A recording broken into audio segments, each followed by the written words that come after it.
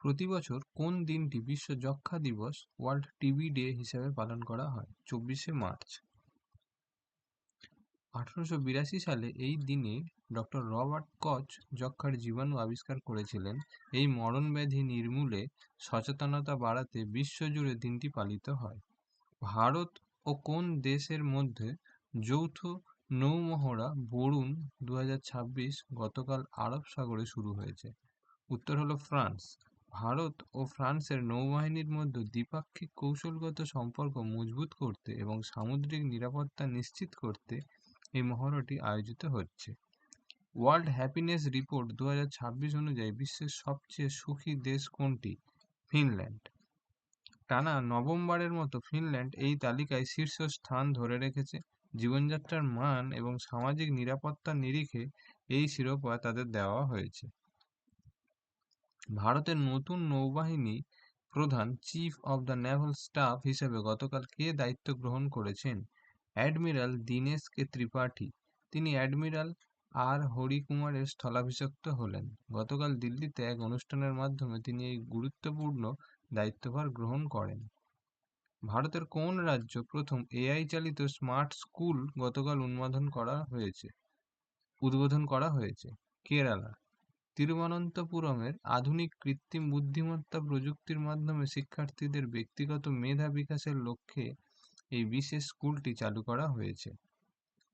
সম্প্রতি কোন দেশ বিশ্বের প্রথম দেশ হিসাবে পূর্ণাঙ্গ ডিজিটাল পাসপোর্ট ব্যবস্থা চালু করেছে? ফিনল্যান্ড। এই প্রযুক্তির ফলে ফিনল্যান্ডের নাগরিকরা তাদের স্মার্টফোনের ডিজিটাল শংসাপত্র ব্যবহার করে কোনো ফিজিক্যাল পাসপোর্ট ছাড়াই আন্তর্জাতিক ভ্রমণ করতে পারবেন।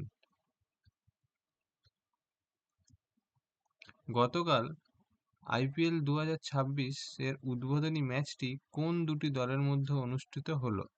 কলকাতা নাইট রাইডার্স এবং মুম্বাই ইন্ডিয়ান্স। কলকাতার ইডেন গার্ডেন্সে জমকালো উদ্বোধনী অনুষ্ঠানের মাধ্যমে আইপিএল এর 19তম আসরের প্রথম ম্যাচটি সম্পন্ন হয়েছে। ইসরো গতকাল তাদের কোন মিশনের জন্য উচ্চ ক্ষমতাসম্পন্ন রকেট ইঞ্জিনের সফল পরীক্ষা করল? গগনযান। ভারতের প্রথম মানববাহী মহাকাশ অভিযানের নিরাপত্তার খাতিরে মহেন্দ্রগিরিতে এই বিশেষ ইঞ্জিনের চূড়ান্ত পরীক্ষা করা হয়েছে। কোন ব্যাংক গতকাল মহিলাদের স্বনির্ভর গোষ্ঠীর জন্য Swashakti digital loan scheme launch করেছে? Bank of Baroda.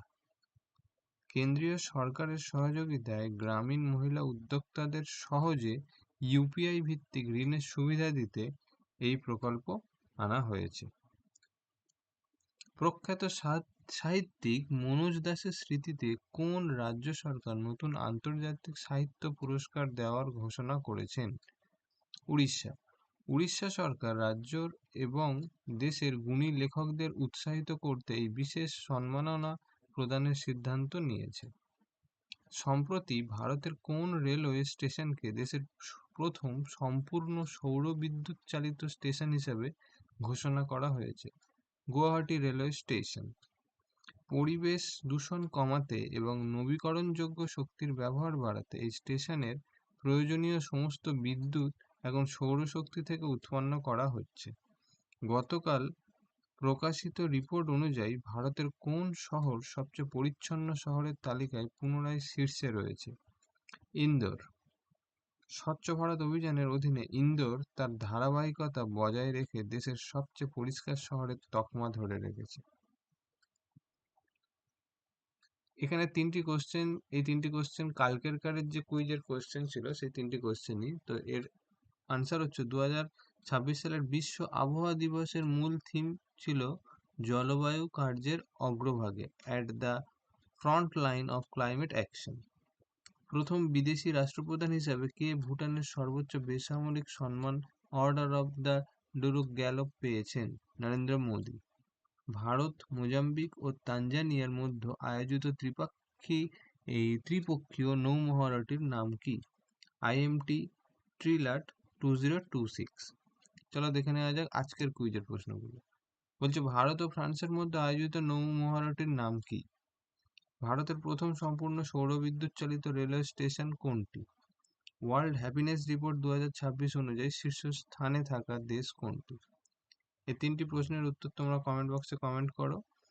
আগামী ভিডিওতে এই 3টির উত্তর আমি দিয়ে দেবো।